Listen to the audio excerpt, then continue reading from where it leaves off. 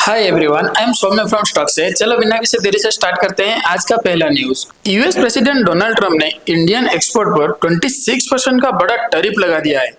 Textile, engineering, goods, electronics और games और jewellery जैसे सेक्टर पर इसका सबसे ज्यादा इम्पैक्ट देखने के लिए मिलेगा।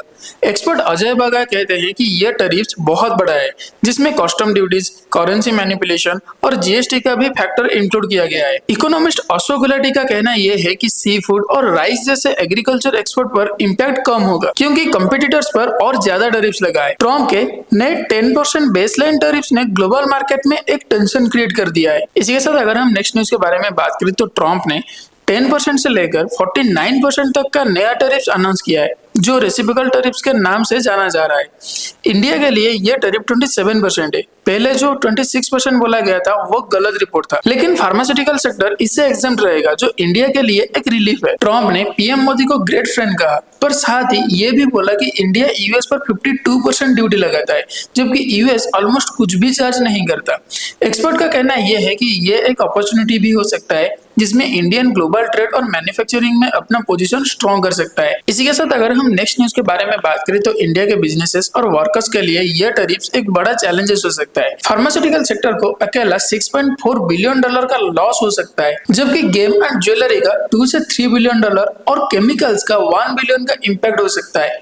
टेक्सटाइल इंडस्ट्री पे लगभग $800 मिलियन का लॉस फेस करेगा। टोटल एक्सपोर्ट लॉस $7 से $10 बिलियन तक हो सकता है, जो इंडस्ट्री पर प्रेशर बढ़ने वाला है। जॉब लॉसेस होने का भी रिस्क है और साथ ही रुपीस भी वीक हो रहा है, जो ओवरऑल इकोनॉमी के लिए टेंशन की बात है। इसी के साथ अगर हम नेक्स्ट न्यूज के बारे में बात करें तो सेबी ने इन्वेस्टमेंट एडवाइजरी रिसर्च एनालिस्ट के लिए एडवांस फी कलेक्शन रूल्स को रिलैक्स कर दिया है। नए रूल्स के मुताबिक एडवाइजर्स 1 साल तक एडवांस फी चार्ज कर सकते हैं, इससे ज्यादा नहीं। पहले से स्ट्रिक्टर रूल्स के वजह से कलेक्शन काफी लिमिटेड था। यह चेंज एडवाइजर और एनालिस्ट को अपने फ्री मॉडल्स बेटर स्ट्रक्चर करने के लिए मौका देगा। इससे फाइनेंशियल एडवाइजरी और रिसर्च सेक्टर के प्रोफेशनल और क्लाइंट्स दोनों के लिए फायदा होने वाला है। इसी के साथ अगर हम नेक्स्ट न्यूज के बारे में बात करें तो रिलायंस इंडस्ट्री ने आंध्र प्रदेश में अपना सीबीजी प्लांट का काम शुरू कर दिया है।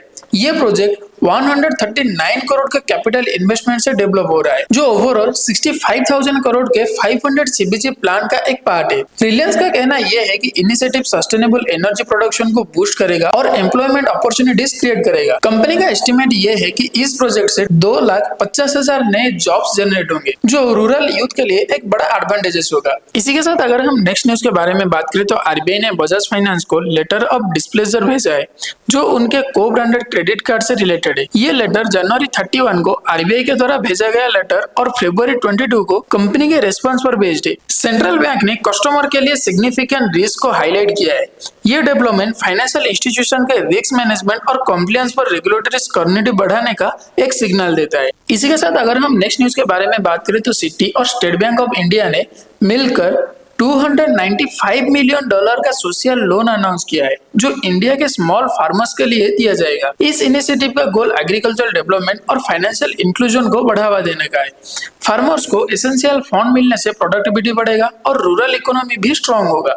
सिटी और एसबीआई का ये कोलैबोरेशन स्मॉल फार्मर्स को एम्पावर करने और इंडिया का एग्रीकल्चरल ग्रोथ को सपोर्ट करने के लिए एक बड़ा स्टेप है। इसी के साथ अगर हम नेक्स्ट न्यूज के बारे में बात करें तो PhD chamber of commerce and industry के मुताबिक यूएस के नए टैरिफ्स का इंडिया के जीडीपी पर सिर्फ 0.1% का शॉर्ट टर्म इम्पैक्ट होगा। ये लिमिटेड इम्पैक्ट इंडिया के ग्रोइंग डोमेस्टिक मैन्युफैक्चरिंग स्ट्रेंथ और गवर्नमेंट पॉलिसी की वजह से होगा। आत्मनिर्भर भारत जैसे इनिशिएटिव ने फॉरेन डिपेंडेंसी को कम किया है, जो इकोनॉमी के लिए एक प्रोटेक्टिव फैक्टर बन गया है। डिस्पाइट टैरिफ्स, इंडिया का सेल्फ रिलायंस और इंडस्ट्रियल ग्रोथ पर फोकस इकोनॉमी के मेजर डिस्ट्रप्शन होने से बचाएगा। और ये था आज का न्यूज अपडेट। अगर आपको हमारी वीडियो अच्छा लगा हो या फिर कुछ भी इंफॉर्मेटिव लगा हो तो आप हमें लाइक करें, शेयर करें और सब्सक्राइब करना मत भूलें। तब तक के लिए हम रहते हैं और मिलते हैं एक नए एपिसोड के साथ।